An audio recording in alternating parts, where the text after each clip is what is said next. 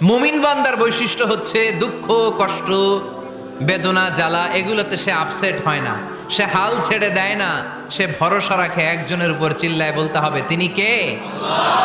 কারণ মুমিন জানে রাত্রি যত গভীর হয় অন্ধকার তমানিসা ভেদ করে সুবহে সাদিক হয়। মুমিন জানে গর্ভবতী নারীর পেটের ব্যথা যেই দিন বাড়তে থাকে ওই দিনই নতুন মেহমান আগমনের সময় ঘনাতে থাকে। মুমিন জানে তার জীবনে দুঃখ কষ্ট বিপদ যত বাড়তে থাকে সুখের দিন কাছে আসতে থাকে।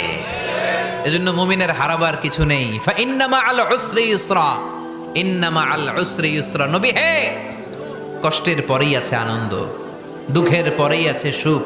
আপনি সমস্যায় পড়েছেন, ওই সমস্যার সমাধানও আছে না নাই? এই পৃথিবীতে এমন কোন সমস্যা আছে যেটা সমাধান নাই? কথা বলেন।